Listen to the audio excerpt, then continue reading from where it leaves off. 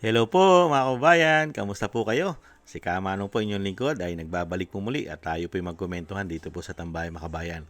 Mag-umpisa na po tayo. Komentuhan po natin. Ito pong ginawa na AI ng ating kababayan.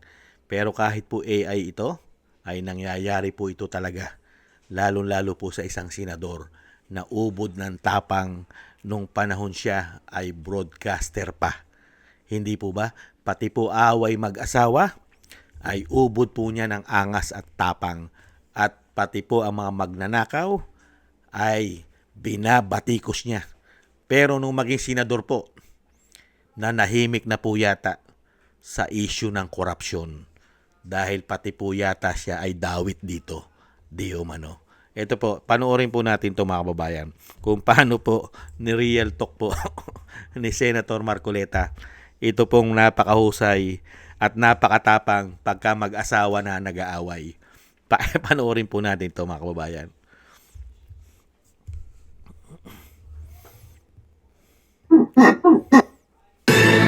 Maingay ka lang. Pag ang issue ay away mag-asawa o di kaya kabit. Pero sa issue ng flood control, napakatahimik mo. Tulfo in silent mode.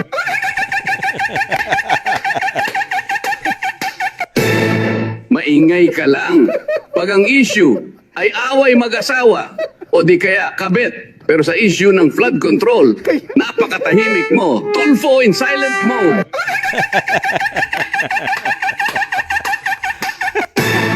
Maingay ka lang. Nakita niyo po mga tambay kung gaano po kaingay ni Rapi Tulfo pagdating po sa away ng kabit at away mag-asawa.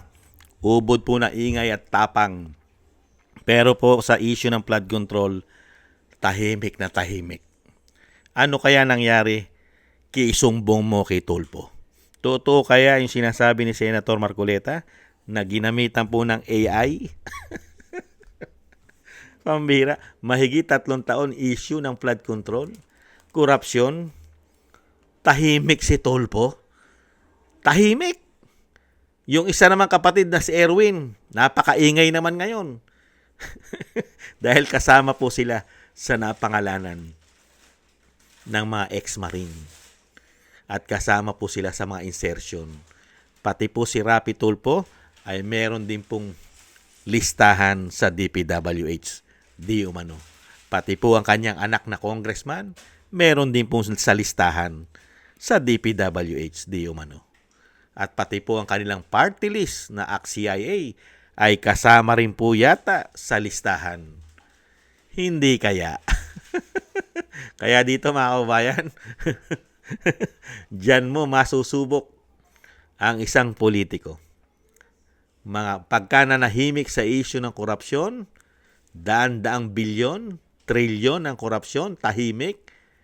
Pero, nung hindi pa siya politiko, idol ng bayan kung tawagin, idol ng bayan, isumbong mo kay Tulfo, ipatulpo mo.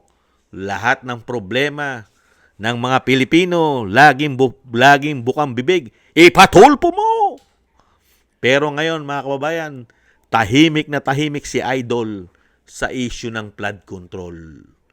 Iskandal. At syempre, diyan ka magtataka kay Idol. Ito pong majority 13 na gusto pong matukoy at talagang matumbok at talagang panagutin ang mga magnanakaw ng flood control, iskandal.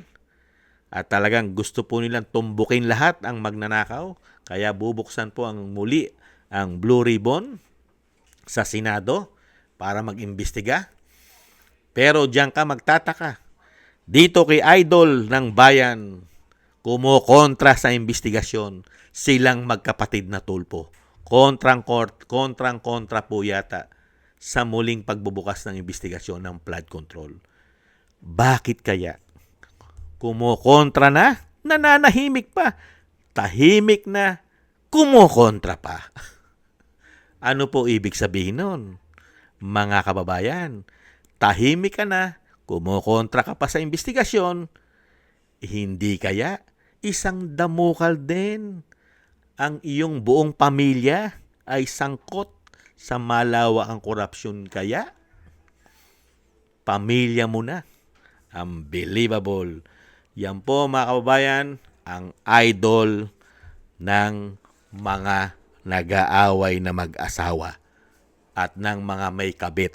Siya po ang idol nila, mga kababayan. Unbelievable na wala ang tapang ni idol pagdating sa korupsyon. Nang maging senador, mga kababayan, si idol ay napipina. Nakakasilaw kasi ang malete. Iba kasi ang maleta. Pambihirang buhay ano. Mahina pala. Kaya kung lalagyan mo ng logic mga kababayan, ginamit lang pala ng mga tulpo. Ginamit lang pala ng mga tulpo itong mga Pilipino para sila'y makilala at bumango. Nagpabango sa tao. Kunwari, lingkod bayan di umano.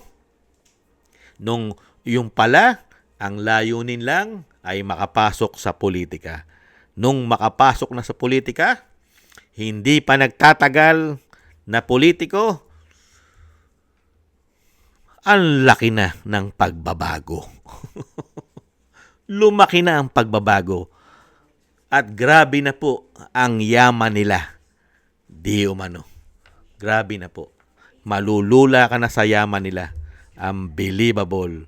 Napakaganda palang pagkakitaan. Lalong-lalo kung ikaw ay magnanakaw na politiko. Napakaganda palang pagkakitaan ang gobyerno. Dahil easy money pala kung ikaw ay magnanakaw. Dahil wala ka ng pakialam sa mga kapwa mo Pilipino at sa iyong pinaglilingkuran. Ang pinaglilingkuran mo na lang ang sarili mong bulsa.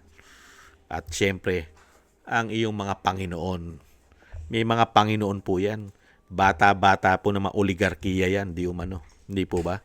Maraming salamat po mga kababayan. Na real talk po ni Senator Marcoleta si Tulfo gamit ang AI. Pero totoo naman po yung kahit AI yung sinabi yung pinalabas na video, kahit AI, pero ganyan po ang nakita natin kay Tulfo eh. Kay Rapi Tulfo, tahimik. Tahimik. Di po ba? Maraming salamat po mga kababayan sa nagusto po natin tambayan mga kababayan sa YouTube at TikTok. At ganoon din po sa ating mga subscribers. At patuloy nagsusubscribe sa mga nagko-comment, like, share, and subscribe. Thank you po. Shoutout po sa inyo lahat. Mabuhay po kayo. At thank you rin po sa mga nagbibigay po ng tulong at biyaya. Excuse me po.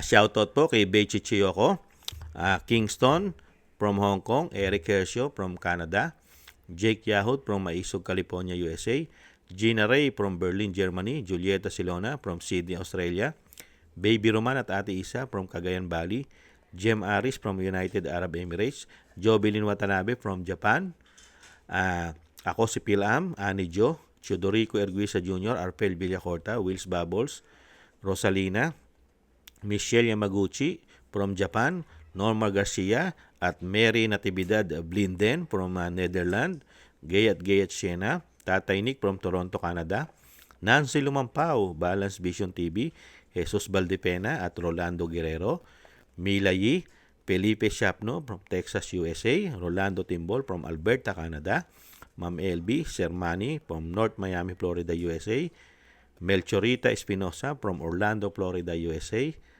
Arthur Estraniero from USA, Randy Crispino from Pasig, Mika Ligaspi at Tessie Mantilla from Kuwait, Frank Zamora from California, USA, at Romulo Divinagracia from Bacolod City. Thank you po sa inyo mga kabayan at ingat-ingat po kayo, lalo-lalo po sa inyo pong mga paggawa. God bless po sa inyo lahat. Tiis-tiis lang po muna tayo mga kabayan at kailangan po natin magtiis at hindi naman po sila panghabang buhay. Matatapos din po ang mga kasamaan nila. Maraming salamat po. Bye-bye.